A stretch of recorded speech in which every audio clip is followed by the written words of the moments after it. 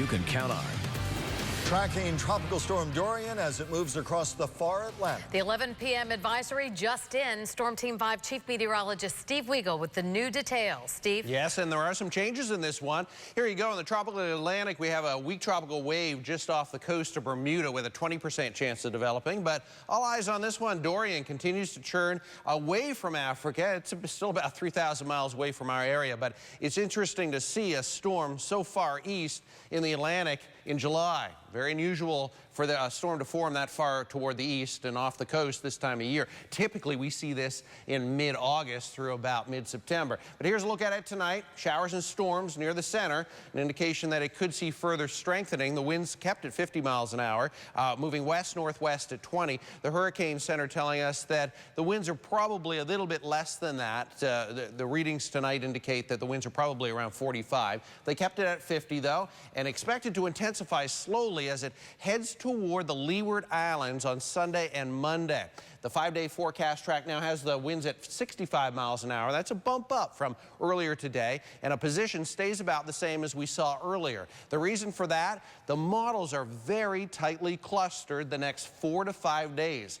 Unusually high confidence in the forecast track. It's the intensity forecast that we have some concerns about. Some of the models want to weaken this as it moves over temperatures, ocean temperatures that are below 80 degrees. Those are the blue areas. That will be the track the next about 36 hours. After that, if it stays together, it moves over some very warm water, well above 80, as it heads toward Puerto Rico, the Virgin Islands, and the rest of the Leeward Islands. So it's an interesting situation. Looks like it'll keep on this west or west-northwest track right through day 4 and day 5. And the reason for that, the Bermuda High, which steers these systems across the Atlantic and become more of a threat to the U.S. East Coast after that. But there are a couple of things that could hinder this: cool water temperatures, dry Atlantic air the next couple of days, and the fast forward motion. We'll talk about our forecast through the next few coming up. Steve, thank you. Only on 5, a family and the Martin County Sheriff are speaking out tonight. That after a grand jury decides against criminal charges for a deputy involved in a fatal Hobe Sound shooting. News Channel 5's Megan McRoberts is live in Hobe Sound tonight. Megan? Kelly and Michael here at the Scooters in Hobe Sound. You can see there's actually still a flower memorial for Richard Haston. He was shot and killed right outside this parking lot. Now, Sergeant James Warren said he shot Haston after he feared for his life, fearing Haston was going to run him over after they had an altercation. And a grand jury decided Warren was acting in self-defense and cleared him of criminal charges today. Haston's family, however, said that jury acted too quickly.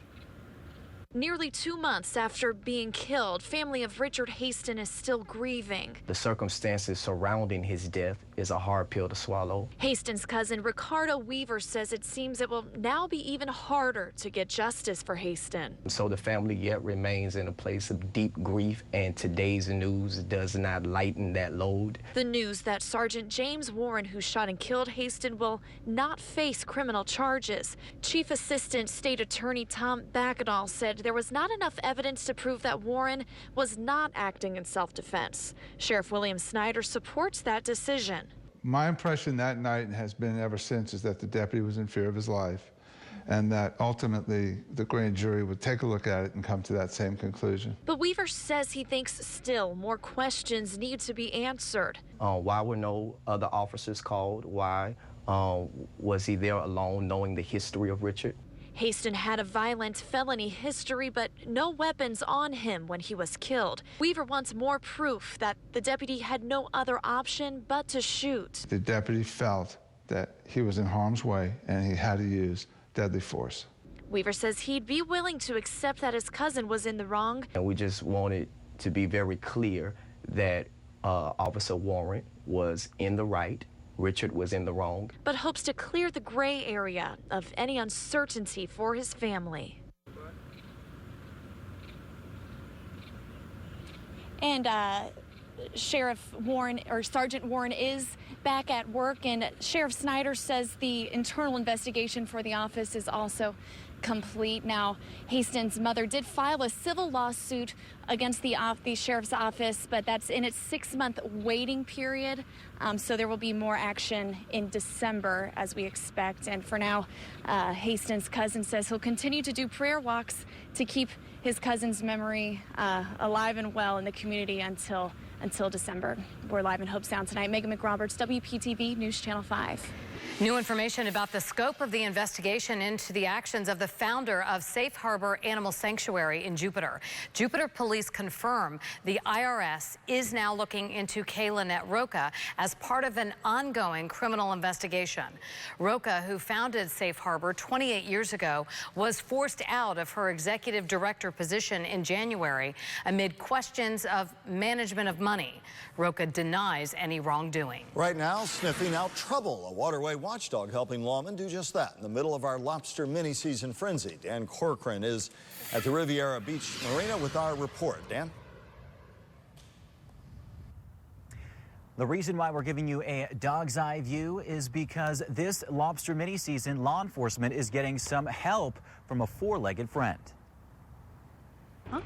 Find it. Come on, check here. Zeus is in hot pursuit on board boats up and down the South Florida coastline, hunting for wildlife, illegal wildlife caught by humans. Check there. And then Zeus finds something. See that change in behavior? Did you see that? Where is it? A lobster of legal size for this lobster mini-season. No problem and no fine here. Come here. Oh. Zeus's handler, Officer Caitlin Kirkland from the Florida Fish and Wildlife Commission. We do the same exact training. We just substitute for drugs, wildlife. Deer, turkey, alligator, conch, lobster. So since midnight, Zeus here has actually been on 15 different vessels looking for potential lawbreakers. He's a hard worker, and as you can see, he's pretty cute too. To be an effective team, Zeus and Caitlin are together around the clock. Do you live with this dog? This dog lives with me. That's what makes more sense, yes. One by one, lobster hunters haul in their catches under the watchful eyes of law enforcement. It's mini-season. It's the New Year's Eve of diving. Today is the first year that we have got our boat limit in 7 years, so we're looking to do the same thing tomorrow.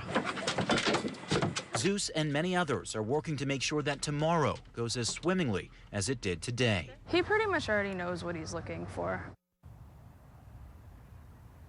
Now, lobster mini-season wraps up tomorrow night at midnight. There are some rules and regulations that you do need to follow. One, of course, you have to have a lobster permit. You also have a bag limit that's 12 per person, except in the Florida Keys and also Biscayne National Park. Limit there is 6 lobsters, and the lobster's body width must measure greater than 3 inches. Reporting live in Riviera Beach tonight, I'm Dan Corcoran, WPTV News Channel 5.